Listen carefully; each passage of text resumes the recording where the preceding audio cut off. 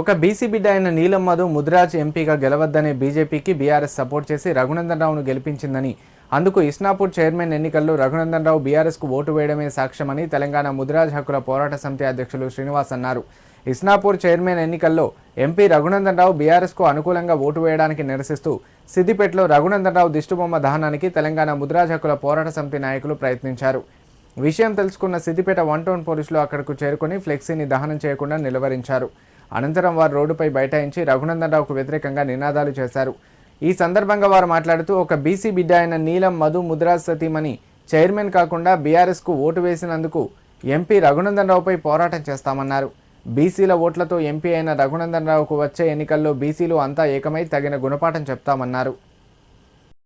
మొన్న జరిగిన మున్సిపాలిటీ ఎన్నికల్లో ఇస్నాపూర్ నుండి అధిక సంఖ్యలో కాంగ్రెస్ పార్టీ వాళ్ళు గెలిచిన ఇస్నాపూర్లో ఏదైతే మున్సిపల్ చైర్మన్ పదవి విషయంలో రఘునందన్ రావు బీఆర్ఎస్కు సపోర్టుగా ఓటేసి ఒక బీసీ బిడ్డను చైర్మన్ కాకుండా చేసిన రఘునందన్ రావుకు ఇదే హెచ్చరిస్తున్నాము.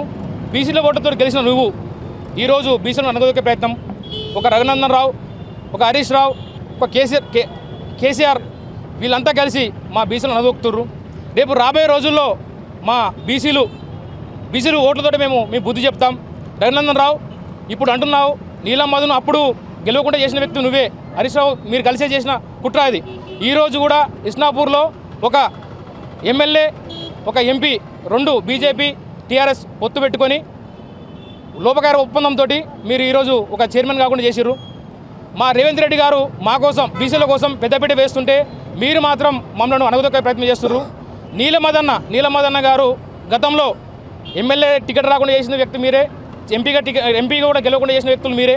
కానీ రేపు రాబోయే రోజుల్లో మా నీలమదన్న ముదిరాజు గారు కంపల్సరీ పెద్ద స్థాయిలో వెళ్ళిపోతారు. కంపల్సరీ అప్పుడు మేమేదో చెప్తాము.